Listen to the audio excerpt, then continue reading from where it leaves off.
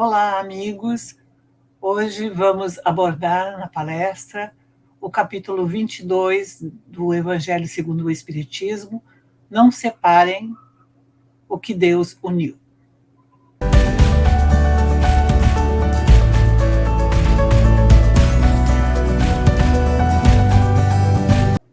Bem, amigos, hoje estamos aqui, Eduardo Paes e eu, Sônia Hoffmann, para conversar com vocês aqui na casa de Teresa d'Ávila, com toda a sua equipe de trabalhadores, esses mentores espirituais que estão sempre incentivando, apoiando, consolando, enfim, trazendo a todos nós a possibilidade de nós interagirmos cada vez mais e também de começar a cada vez mais refletir sobre questões fundamentais e questões até mesmo que parecem tão simples dentro da nossa sociedade, mas que têm um imenso valor, porque fala muito das nossas interações, e falar das nossas interações,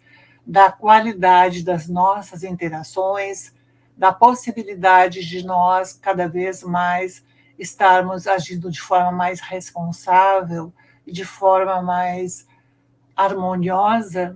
Isso significa que nós estamos, de alguma maneira, aproveitando a nossa chance da reencarnação, a nossa marcha evolutiva. Então, hoje, nós vamos abordar justamente do capítulo 22 do Evangelho segundo o Espiritismo, não separem o que Deus uniu. Ou seja, nós vamos falar no casamento e também vamos abordar o divórcio, porque este capítulo, o capítulo 22, ele é pequeno, ele tem 5 itens e 4 itens eles estão dedicados ao casamento e um item é dedicado ao divórcio. Algumas pessoas dizem que, estranhamente, esse capítulo não tem uma mensagem direta dos amigos espirituais, é uma apresentação de uma passagem de Jesus e, após, Allan Kardec faz as suas considerações. Mas nós vamos encontrando, ao longo dos nossos estudos e ao longo de muitas leituras, que isto representa uma questão da nossa sociedade, não é? O casamento, nos moldes como está colocado, ele representa algo da nossa sociedade. Para a espiritualidade, ele é mais do que isto, ele é uma vinculação por afinidade. Mas vamos aqui, então, hoje, começar este estudo sobre o casamento a partir da questão 695 de O Livro dos Espíritos, quando Allan Kardec faz aos amigos espirituais uma pergunta bastante interessante, não é, Eduardo? Sim. Olá, pessoal. É uma grande satisfação estar com vocês de novo e falando com um assunto, né, que interessa a tanta gente, já que é através do casamento que as famílias se formam, né, que se formam as células máter da sociedade. E justamente nessa questão 695 de O Livro dos Espíritos, Kardec pergunta aos espíritos superiores se é contrário à lei da natureza, né, o ou casamento, a lei divina. Ou a lei divina, sim, né, o casamento, né, a união de 2 seres. Né, e os espíritos respondem que sim, que é o progresso da marcha da humanidade. Que não é contrário. Que não é contrário à evolução, à lei da natureza, né, à lei divina, e que justamente é um progresso da marcha evolutiva da humanidade. Sim, né? E justamente a questão seguinte, a 696, Kardec pergunta se a abolição, então, né, do casamento, dessa união de dois seres, né, seria prejudicial a essa mesma humanidade. E os espíritos respondem que sim, que seria um retrocesso ao tempo dos animais. Mesmo porque nós sabemos que numa época de um mundo de provas e expiações, ou mesmo quando a monogamia já não estava instituída, era muito mais uma questão de instinto, de vinculação das pessoas, dos seres, por instinto. E, a partir do momento que passa a ser uma relação monogâmica, onde o casal se escolhe, se entende, começa a surgir, então, o desenvolvimento da inteligência e da razão. Então, esses compromissos, esse compromisso recíproco e mútuo de parceria, de companheirismo, é muito importante, porque isso já representa um avanço para todos nós, pois já estamos nos afastando daquela questão dos instintos, daquela questão onde nós, muitas vezes, lá na época primitiva, ou em estágios de animais, estávamos muito mais agindo por somente uma vontade de acasalamento, ou porque havia um interesse mais fisiológico do que um interesse espiritual, moral e emocional. Não é, Eduardo? E isso também é uma autorrealização da sociedade, como tu falas.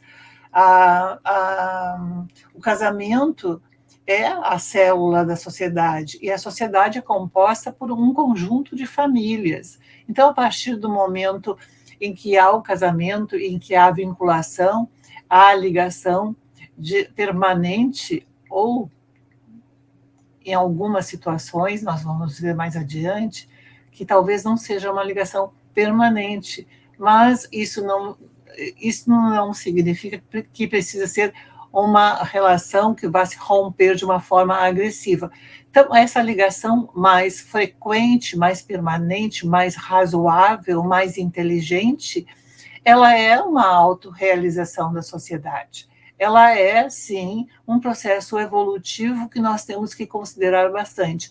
E a Joana de Ângeles, até no livro Amor, Imbatível Amor, ela coloca uma frase bastante interessante sobre o casamento. Mais do que um ato social ou religioso, o casamento consolida os vínculos do amor natural e responsável.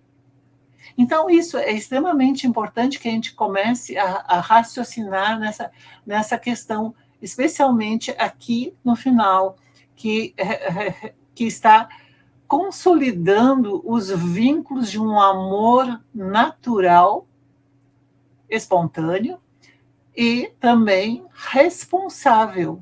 Responsável no sentido não só de companheirismo, não só de parceria, mas porque ali, naquele momento, se estabelece um compromisso, um ajuste, uma organização e até mesmo o desenvolvimento de valores morais que precisam ser considerados, precisam ser refletidos. Sônia, interessante essa expressão que ela colocou, amor natural. Uhum. Nos lembra o quê? Leis naturais. Sim. Leis divinas. Sim. Né? Então, ela explicitamente está se referindo a um amor divino, né, que existe em nós, que vai nos unir a uma outra pessoa, através do casamento. Né?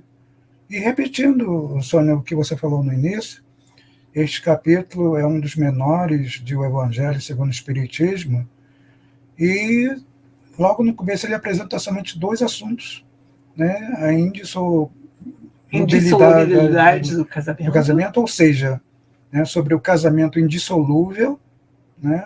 Uma coisa interessante de se falar, é ou não é indissolúvel? É indissolúvel para quem? Para os homens ou para Deus? E toca no ponto do divórcio também, Sim, né? sim. Que é mais antigo do que a gente pensa. Porque quem lembra, o divórcio no Brasil foi instituído em 1977, através de um projeto de lei do senador Nelson Carneiro. No Brasil é recente, mas no tempo de Kardec, no século XIX, já existia o divórcio. No tempo de Jesus já existia o divórcio, né, com outro nome, mas existia, tanto que no item 1 tem a passagem de Jesus, né, falando aos fariseus, ele fala da possibilidade, né, dessa separação, né, até assinar uma carta de separação e ser exposta em público quando o homem queria se separar de sua esposa. E isso é muito importante. Então, naquela relação, naquela vinculação, naquela ligação, como Joana de Ângeles também coloca em um outro livro, o autoconhecimento, autodescobrimento, o conhecimento interior, uma viagem interior, até se nós pudermos colocar em outras palavras, porque este livro fala muito dessa viagem que nós precisamos fazer para dentro de nós, para buscarmos o nosso autodescobrimento. O casamento é um desenvolvimento do self, do eu, não é? Quando se reveste de respeito e consideração pelo cônjuge, firmando-se na fidelidade e também nos compromissos da camaradagem recíproca, ou seja, da parceria, da cumplicidade. Isto é uma relação realmente que precisa ser recíproca, precisa ser mútua, porque no momento que passa a ser somente um compromisso de uma das partes, então este casamento ele passa a ter uma outra roupagem, um outro entendimento. E neste aspecto é muito interessante, não é, Eduardo? Quando nós vamos lá no livro do Martins Peralva, no livro Estudando a Mediunidade, onde ele apresenta 5 formas de casamento, não é? Sim, Martins Peralva, através de consulta aos espíritos, né, no livro Estudando a Mediunidade, no seu capítulo 18, ele nos traz essa classificação no casamento em 5 tipos, tendo o primeiro, né, o casamento acidental. Por que acidental? Né? Se pensarmos bem, nós poderemos constatar que muitos casamentos aconteceram por um rompante, por aquela paixão avassaladora, né, de 2 seres, de 2 pessoas que se encontraram numa festa, que se encontraram numa balada, né, que se encontraram no shopping, bateu aquela paixão, aquela atração, né, fulminante, foram para o motel, né, e fizeram amor, ou na verdade nem fizeram amor, nem foram para o motel. Ou transaram mesmo, e já, não, essa é a mulher da minha vida, esse é o homem da minha vida, né, ou até mesmo num casal homoafetivo, né, um disse para o outro que era o amor da vida dele, era a alma gêmea, e uma semana depois já estavam entrando com chapéus ou sem papéis, numa união estável, num casamento oficial, e já morando junto, casados. Ou seja, não houve nem tempo necessário, mínimo, para se descobrirem, para saber os desejos, os anseios, os gostos e desgostos de cada pessoa, de cada um. Né? Conhecer um pouquinho também, não só do prazer de se estar acompanhado, né, daquela pessoa, daquele parceiro, mas também sentir os hábitos, sentir alguns defeitinhos que todos nós temos e sabemos que temos. Não, há a pressa do casamento, né, e muitas vezes né, até como diz lá no livro, é a maioria dos casamentos que acontecem, né, não se conhecendo, pouco tempo depois eles estão se separando. Exatamente. E provavelmente quer ver um grande exemplo, Sônia, disso? Sim. Desculpe. Nessa pandemia, o número de divórcios que aconteceu foi enorme. Demonstra o quê? Que os casais que antes, né, trabalhavam, né, os dois trabalhavam de segunda a sexta, se viam rapidamente durante o café da manhã e à noite, né, durante o jantar, conversavam um pouquinho, ou faziam sexo, ou dormiam, às vezes nem faziam sexo pelo cansaço, e chegavam no final de semana, queriam mais passear, se divertir, ou seja, não houve aquele tempo de convivência juntos, e de construção, né, de construção conjunta, porque o casamento, pessoal, é um exercício de construção conjunta. Diário e tudo, né? Então, por que esse número grande de divórcio, então? Porque os casais não se conheciam. Ou se conheciam muito pouco. Não houve esse tempo, né, dessa união de conhecimento, né, que favorecesse esse reconhecimento de ambos. Então, nós podemos até pensar que esses casamentos acidentais, eles provavelmente eles não estão vinculados a uma questão de um planejamento reencarnatório. Eles acontecem, simplesmente acontecem, não é? Há um engano, há um equívoco. E nós sabemos que, pelo nosso livre-arbítrio, nós realizamos muitos equívocos. E é por esse motivo que, muitas vezes, esses casamentos acidentais, eles vão se romper ou vão terminar nem sempre de uma forma muito harmoniosa, não é?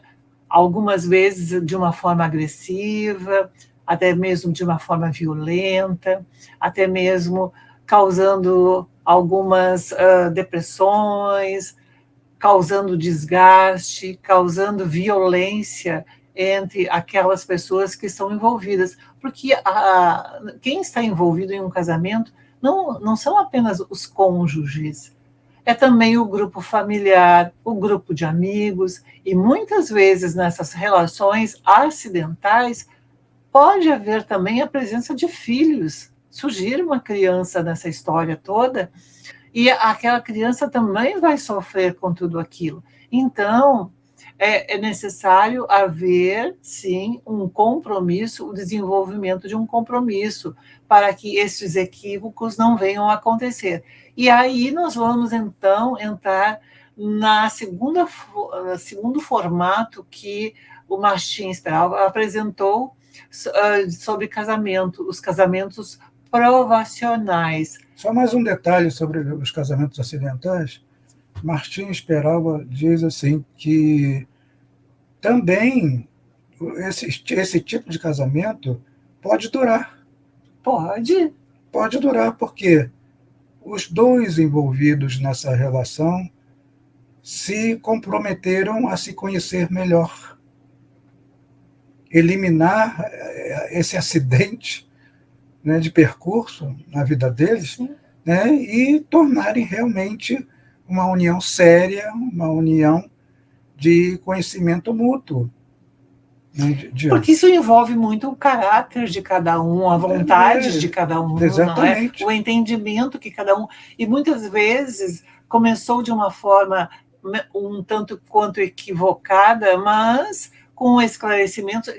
E vamos aqui, não é, trazer para as questões, receberam informações, começaram durante aquele breve tempo, um tempo maior, mais intensificado, vamos dizer, da doutrina espírita ou de uma outra forma de reflexão, e começaram a entender que sim, que há uma responsabilidade, e muitas vezes começa a haver uma descoberta de uma paixão que pode se transformar, sim, num companheirismo, que pode se transformar, sim, numa parceria.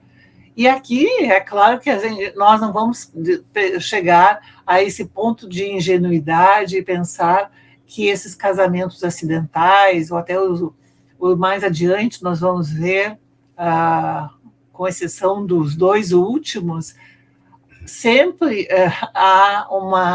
não há, em algum momento, há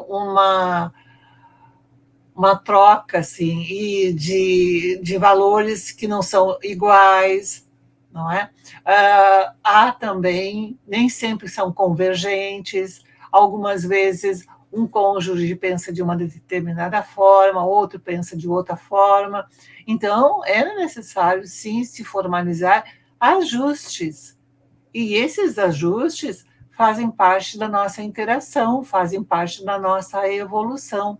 A vivência, muitas vezes, com a diversidade, com os contrários, muitas vezes nos enriquece. Então, quando as pessoas passam a entender que existe a possibilidade deste enriquecimento, esse casamento acidental, ele tem sim, grande possibilidade de seguir adiante e de se tornar um relacionamento, uma ligação, uma vinculação de alto valor afetivo, até mais, muitas vezes, do que aquele casamento provacional, onde ele já vem com um planejamento reencarnatório, não é, Eduardo? Exato.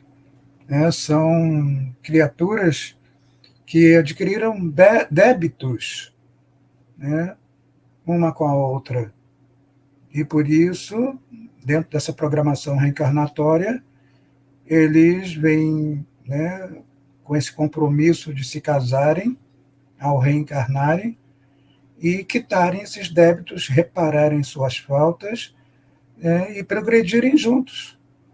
Progredirem moralmente, emocionalmente, intelectualmente. Progredirem moralmente, né? Porque provavelmente alguém magoou alguém nessa relação, né? E na encarnação seguinte, terão que trabalhar muito essas mágoas que ficaram, né, através do perdão, através de um trabalho intenso de respeito mútuo, de compreensão mútua, de consideração, de considerações, de entendimento, de paciência, de tolerância, né? De trabalhar principalmente 3 verbos: o ceder, conceder, né? E o retroceder. Para poder viver e conviver.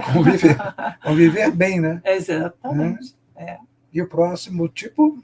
A próxima forma de casamento é o casamento sacrificial. Bem, muitas pessoas podem já olhar pelo título. Casamento sacrificial é um sacrifício em um determinado sentido, não é?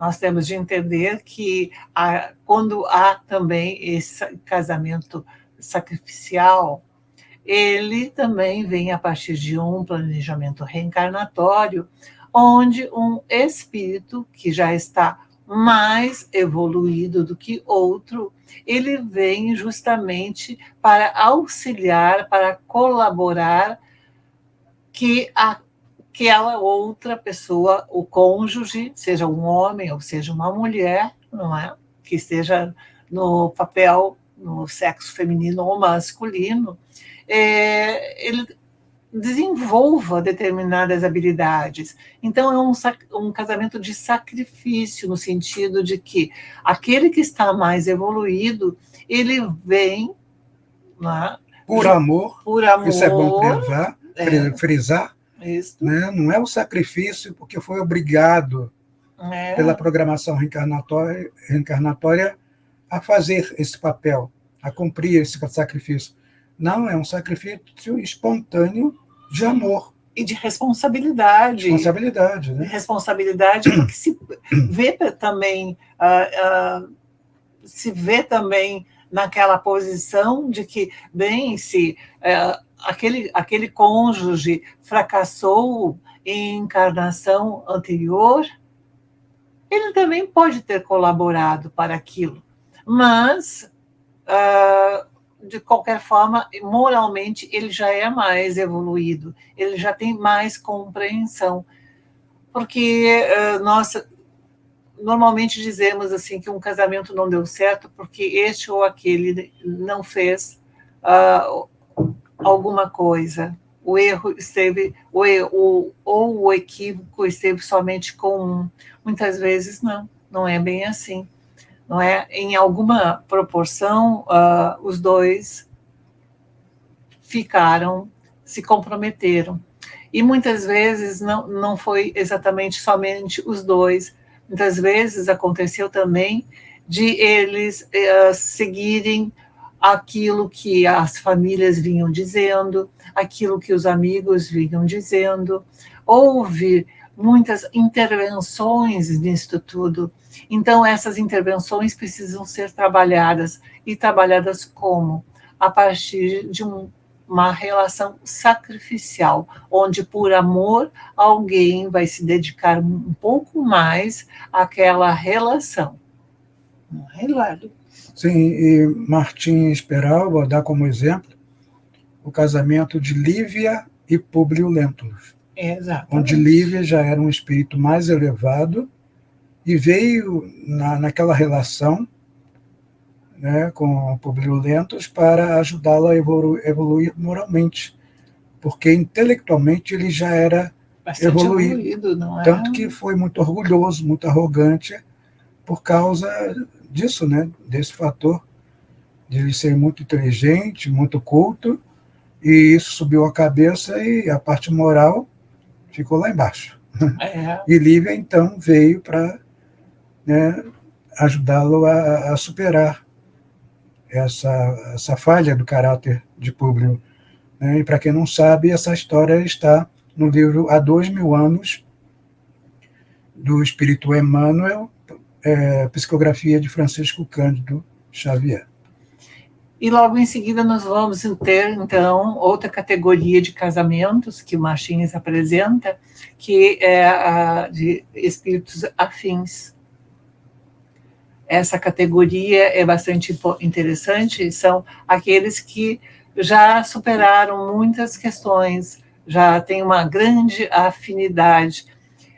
E nós vamos recordar aqui de um artigo publicado na Revista Espírita de julho de 1862, a União de Espíritos Simpáticos, onde é colocado claramente que o casamento é uma instituição legalizada somente no plano terreno ou naquelas situações que não sejam a espiritualidade, porque na espiritualidade os espíritos eles se afinizam, eles se vinculam por afinidade, uma afinidade que é uma afinidade, sim, que está vinculada ao amor, à responsabilidade, não é uma afinidade assim momentânea, mas é algo permanente, é algo durável, é algo, sim, que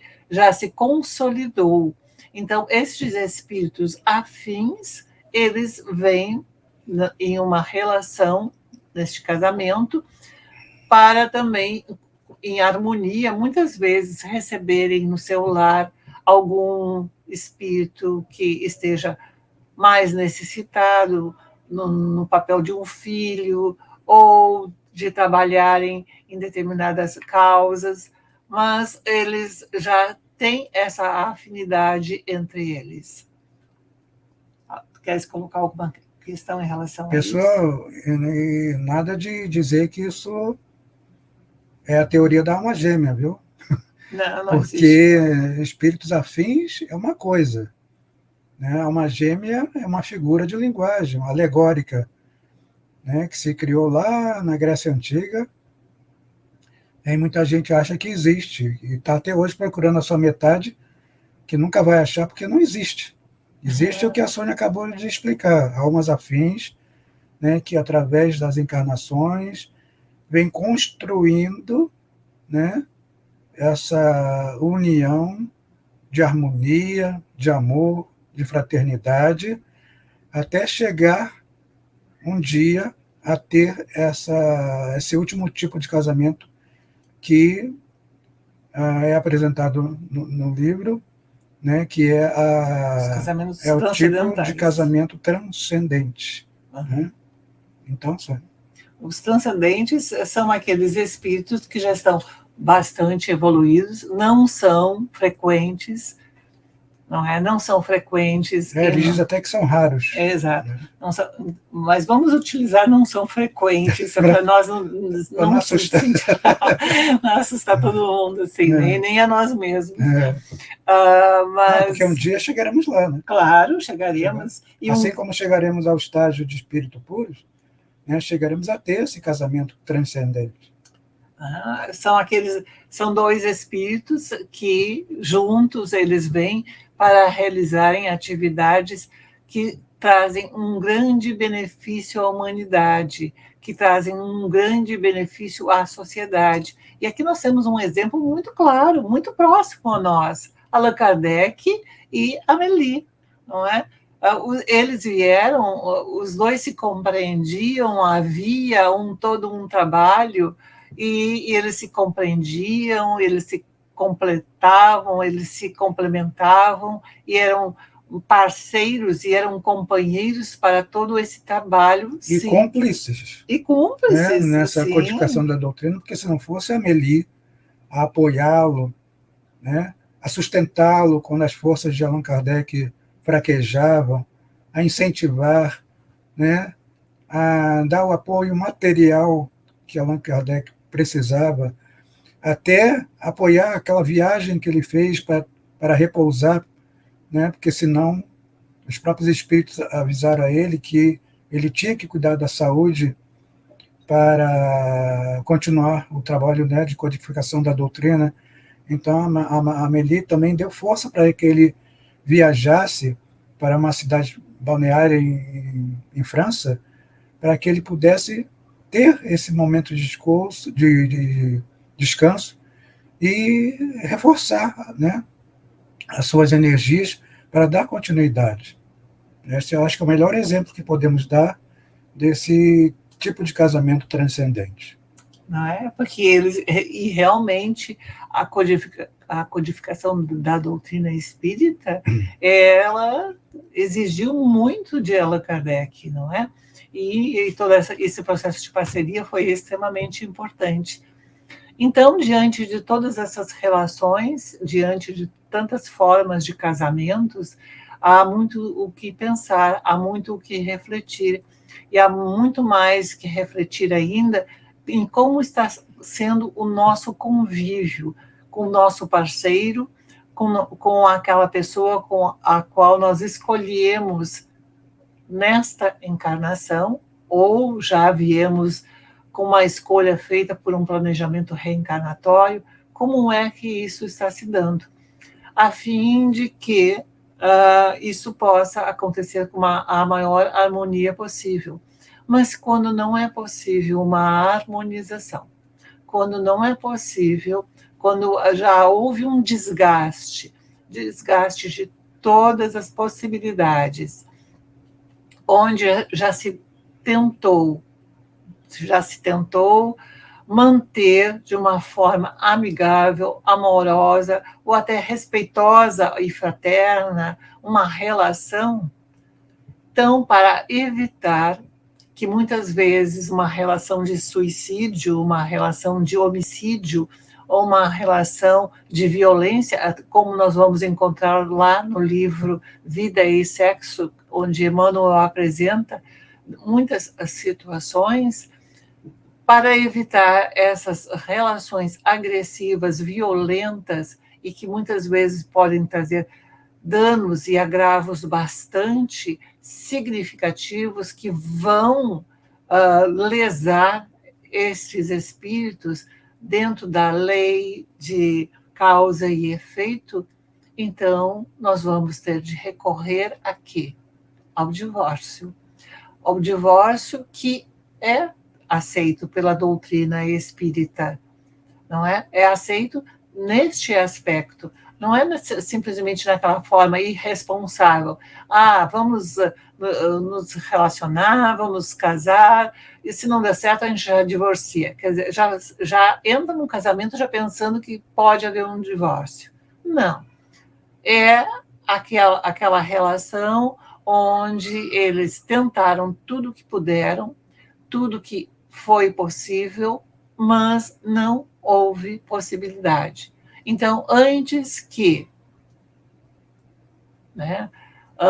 fique mais estragado tudo, antes que entorne o caldo, não é, Eduardo? Antes que tudo seja... Antes que entre em um novo casamento provacional... exato. Desande a maionese, então vamos lá, não é? Vamos acertar tudo direitinho, né? Porque tantos casamentos que nós conhecemos, né, que os parceiros se divorciaram e continuaram amigos, né, e até mais amigos do que quando eram casados. Né? Não é melhor resolver tudo isso assim? Né? De uma forma amigável. De uma forma amigável e não são tranquila. Poucos os casais que se conhecem. Principalmente quando envolvem filhos, né, Sônia? Exatamente, ainda mais quando envolvem os filhos. E, então, não são poucos os casais que se conhecem, que eles, de alguma maneira, deram um término a uma relação que não foi unida por Deus, mas que foi unida tão somente por eles próprios, mas que eles conseguiram sair daquela relação de uma forma amigável, de uma forma fraterna. Então, nesse sentido, o divórcio, sim, é aceito e deve ser entendido.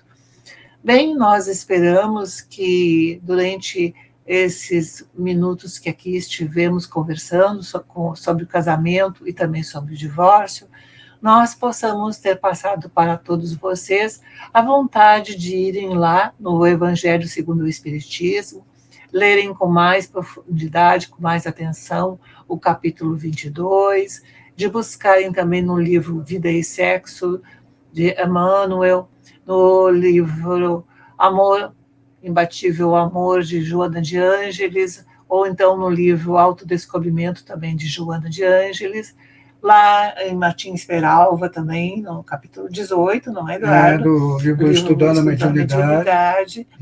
E também, até mesmo no artigo da Revista Espírita, a União de Espíritos Simpáticos, possam buscar mais reflexões e mais subsídios para não só o seu casamento, o seu relacionamento, mas também para conversarem com outros casais, porque naquele momento em que muitas relações estão se rompendo, é importantíssima a intervenção de outras pessoas no sentido de apoiar para que eles possam refletir, para que possam pensar, para que possam realizar isso tudo de uma forma, esse rompimento de uma forma fraterna, e não ficar colocando mais lenha na fogueira, não é? Então, o nosso papel naquela relação também é muito importante. Então, é por isso que nós precisamos cada vez mais estudar, pensar e repensar e refletir nas nossas atitudes diante do nosso casamento ou diante do casamento de outras pessoas com as quais muitas vezes interagimos e muitas vezes nos procuram também para pedir alguma opinião, alguma informação. Então, esperando encontrá-los em outra oportunidade e agradecendo a Joana de Ângeles e a todos os amigos espirituais, agradecendo a Teresa Dávila e a toda a sua equipe de trabalhadores, nós enviamos a todos os nossos mais sinceros votos de uma semana bastante fraterna, bastante amorosa, e de que chegue a todos os corações, a todos os lares, a todas as regiões do nosso planeta Terra, as nossas vibrações de fraternidade, de amor, de solidariedade e de também respeito. Muita paz e amor para todos. Até a próxima. Até a próxima.